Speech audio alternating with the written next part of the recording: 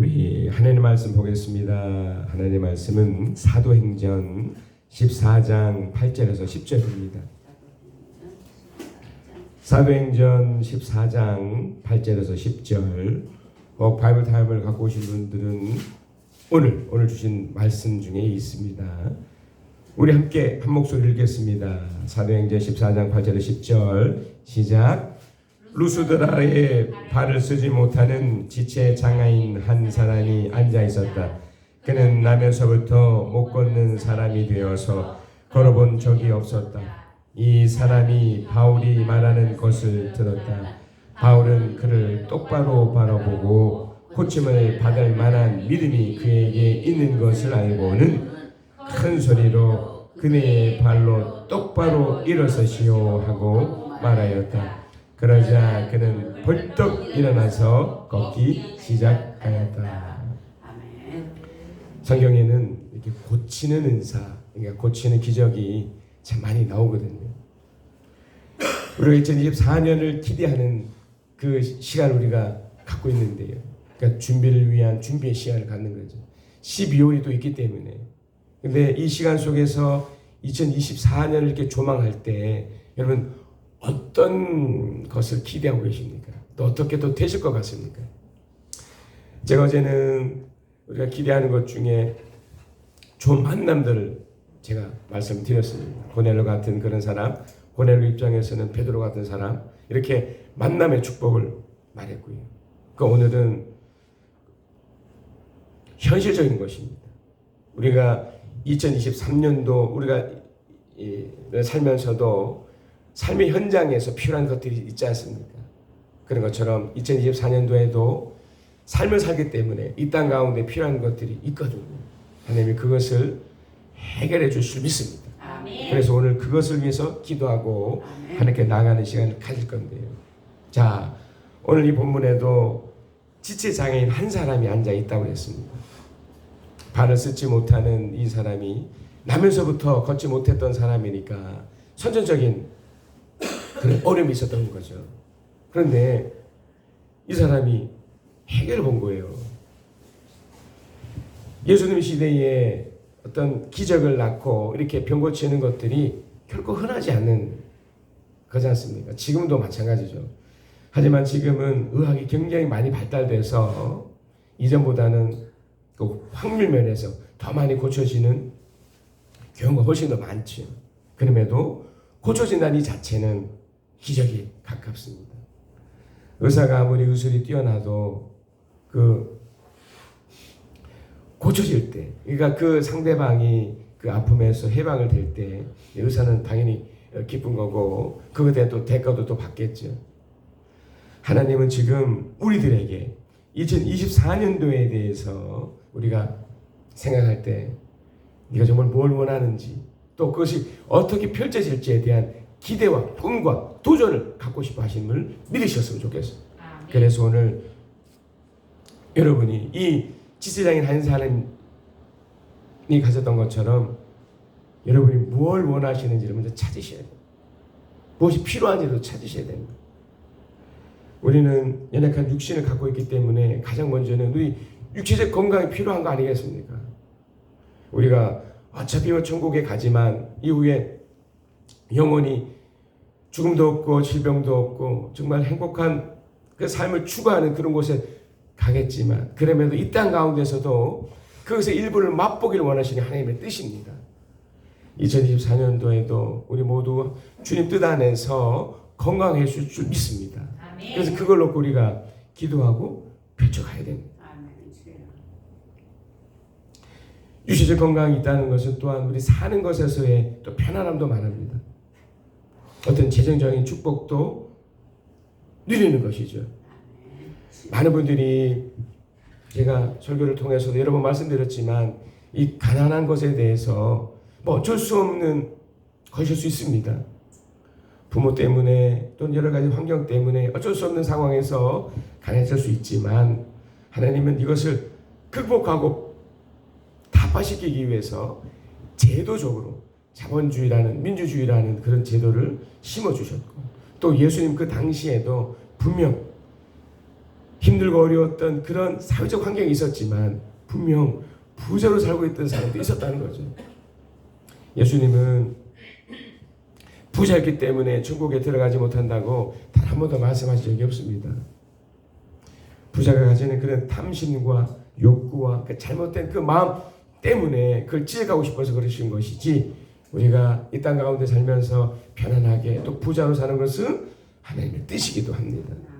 그래서 여러분, 또 두 번째 기도할 것이 건강과 더불어 하나님 저에게 재능의 복도 주시고 2024년도에는 놀라운 것들을 펼치게 주시옵소서라고 기도하셔야 됩니다. 또 그렇게 해 주실 줄 믿습니다. 또 하나는 하나님이 함께하는 이들과 함께 공유되는 축복입니다. 오늘 제 아이가 이제 공식적으로 우리 교회 청소년부 마지막 아이지 않습니까? 이제 시험을 봤으니까 이제 대학생이 되니까 이제 사회인이 될 거 아니겠습니까? 이제 마치고 오는 것을 제가 마중하고 이렇게 돌아왔는데요. 한편으로는 이런 생각도 들었습니다. 이제는 학교라는 것을 벗어나서 제가 이제 하고 싶은 것을 할 수 있겠구나. 부정적인 생각도 분명히 있지만 긍정적인 생각이 더 듭니다. 우리 교회 청소년부 주일학교, 제가 이제 여기에 관련된 목회자 생각도 제가 썼지만 사라졌다고 끝난 게 아니지 않습니까? 조금 후의 일이지만 이미 그 유아들, 어린 아이들이 지금 준비되고 있지 않습니까? 그것을 내다보니 마음이 참 좋습니다. 그래서 여러분, 함께하는 이들에 대한 행복을 우리가 기도하셔야 됩니다. 나에게 주셨던 그런 재정적인 축복과 또 건강의 축복과 더불어 함께하는 이들도 그렇게 더불어 함께 그 행복과 축복을 누려야 된다는 것이죠. 또 그것이 2024년도에도 펼쳐지리라 믿습니다. 좀 더 구체적으로 말씀드리면 우리들의 가족들이겠죠. 또 목장 식구들이겠죠. 그런 한 사람 한 사람들이 나에게 부여하셨던 이 놀라운 축복처럼 이들에게도 재정적인 축복, 또 정말 그 정서적으로 감정적으로 행복감을 누리고 만족감을 누리는 삶을 살게 해달라는 기도입니다. 그래서 여러분이 일터나 가정에서 여러분의 재능과 여러분의 행복이 표출되었으면 좋겠습니다. 그래서 제가 좀 전에 기도 제목을 설명드렸던 것처럼 만족이 있었으면 좋겠습니다. 행복감이 넘쳤으면 좋겠습니다. 왜냐하면 이것이 하나님의 축복이고 하나님의 뜻이기 때문에 그렇습니다. 자, 그러면 어떻게 하면 될까요? 예수님은 이 사역을 가장 우선순위로 도탄을 먼저 염두에 두셔야 됩니다. 그러니까 하나님이 원하시는 것, 예수 그리스도가 이 땅 가운데 오셔서 사람으로서 인간으로서 펼쳤던 사역이 무엇이었냐면 바로 치유 사역이었습니다. 해결해 주시는 사역이었다는 거죠. 마태복음 10장 1절에 예수께서 12 제자를 부르셔서 더러운 귀신을 제어하는 권능을 그들에게 주시고 그들이 더러운 귀신을 쫓아내고 온갖 질병과 온갖 허약함을 고치게 하셨다. 여러분, 이걸 믿으셨으면 좋겠습니다. 그러니까 주님은 이미 우리들에게 하나님의 제자로 하나님의 믿음을 가지고 살아가는 사람들에게 이걸 부여하셔서 이걸 펼치고 또 나누고 이렇게 하길 원하셨다는 겁니다. 그래서 서로 이걸 통한 행복과 기쁨을 누리게 하기 위해서 하셨다는 겁니다. 예수님의 원하신 것입니다. 예수님의 사역이었기 때문에 여러분이 준비를 위해서 오셨던 여러분은 이걸 누리시고 펼치시기를 바랍니다. 또 말씀 가운데 누가복음 5장 17절에도 어느 날 예수께서 가르치시는데 갈릴리 및 유대 모든 마을과 예루살렘에서 온 바리새파 사람들과 율법교사들이 둘러앉아 있었다.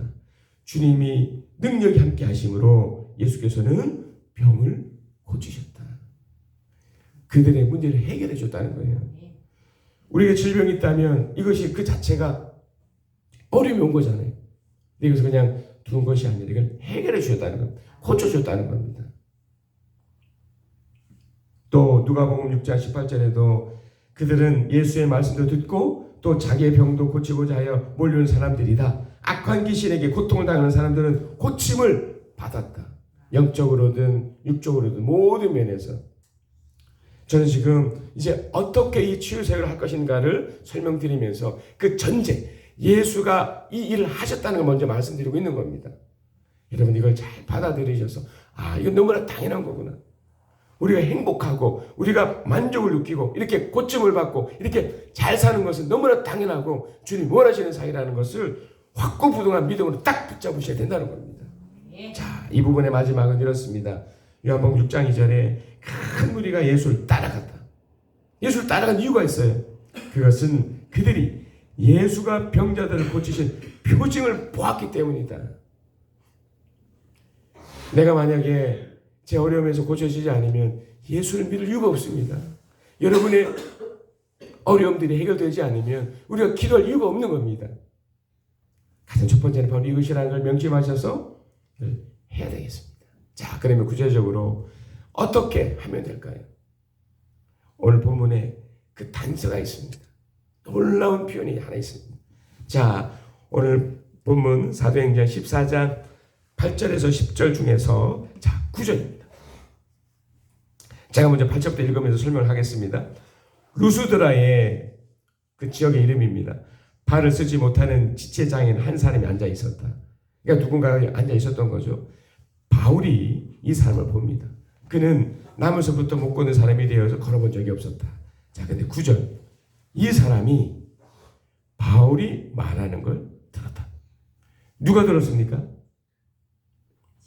그렇죠. 이 고침을 받고 싶어 하는 이 사람이 들었던 거예요. 그러니까 첫 번째는 뭐냐면 욕구가 있어야 돼요.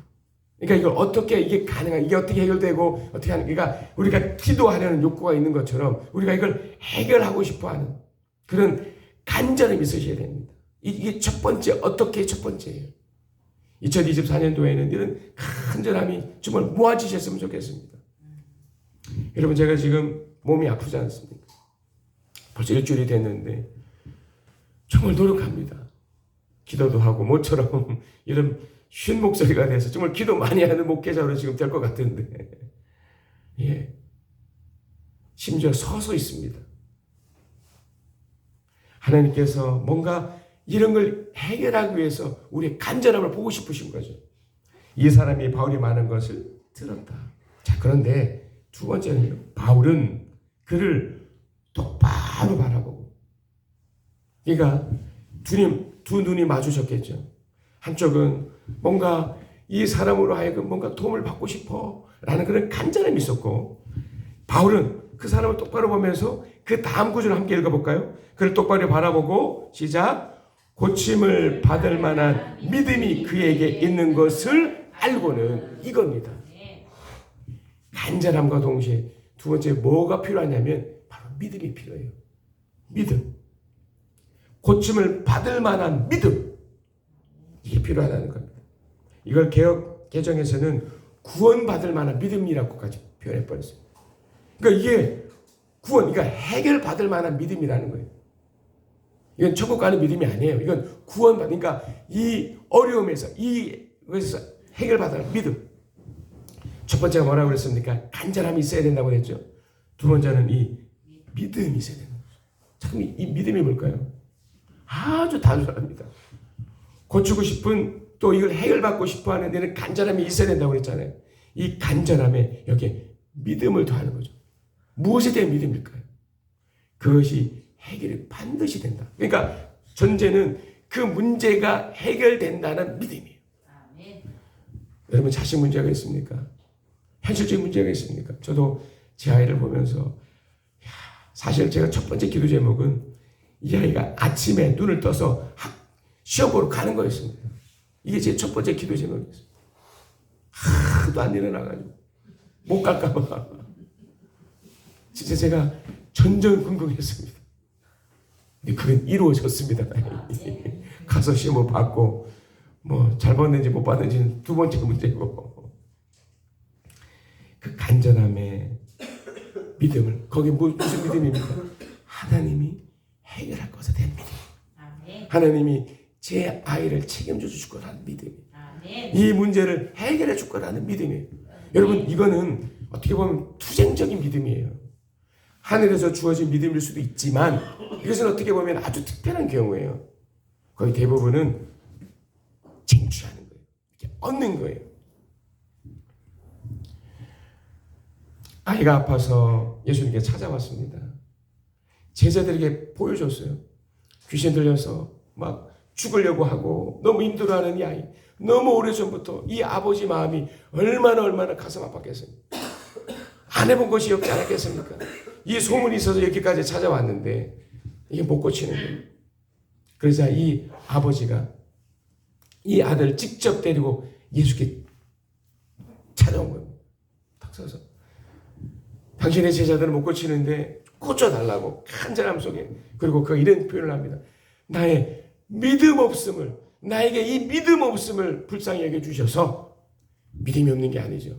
거기에 무엇이 있는 겁니까? 어떻게든 이 아이 좀 살려달라는 거 아니겠습니까? 이거 안 하면 됩니다. 별거 아닙니다. 믿음이 어떤 대단한 걸로 치면 어떻게 보면 강도겠죠. 강도. 그러니까 어떤 세기. 될 줄 믿습니다. 아셨죠? 여러분. 이건 길게 안 하셔도 돼요. 그냥 짧고 굵게 이렇게 마음을 다잡으시면서 투쟁적으로 될 줄 믿습니다. 유혹도 있겠죠. 야, 네 아들 안 돼. 맨날 일어나지도 않고 뭐 대학도 가겠어? 수없이 그런 유혹, 그런 막 저 때려도 보고 욕지거리도 해보고 별짓도 해봤는데 포기하고 싶은 마음도 있었고요. 그런데 주의 성령께서 안 돼. 다시 해보자. 믿음을 다시 세우는 거죠. 다시. 하나님, 될 줄 믿습니다. 하고 의지적으로 붙잡고 나가는 겁니다. 이걸 당연하게 여기시고 이걸 하셔야 됩니다. 언제까지요? 될 때까지. 될 때까지요. 우리 다 자식을 놓고 기도하지 않습니까? 자식들이 우리가 생각하는 그 이상의 것이 될 때까지 계속해서 기도해 준다면 놀라운 일이 일어날 겁니다. 저는 오늘 아주 특별한 일을 경험했는데요. 하나님이 목사이지만 제 아내를 통해서, 이를 통해서 어떤 적금을 부었는데요. 그게 만기가 돼버렸어요. 정말 기적이지 않겠습니까? 저는 이것을 보면서 하나님이 나를 얼마나 사랑하시는지, 나의 작은 목사지만 이 간절함을 드려 하나님께 헌신하고 작은 이 믿음을 드려서 하나님이 이 목사의 이 부족한 나에게도 재정적인 부를 허락해 주시겠구나. 내 아이가 잘됨을 또 보게 해 주시겠구나. 나에게 맡겨진 우리 성도들 나와 더불어 이렇게 행복하게 잘 지낼 수 있게 그런 믿음이 생기고 또 그렇게 투쟁적으로 붙잡고 나가리라 믿습니다. 오늘 이 기도 제목을 가지고 함께 기도했으면 좋겠습니다. 어렵지 않습니다, 여러분. 2024년도에 기대하는 게 뭐겠습니까? 여러분의 해결해야 될 문제들이 있을 겁니다. 여전히 풀리지 않을 수 있습니다. 그러나 포기하지 마시고 어떻게 해요? 간절함으로 어떻게 해요?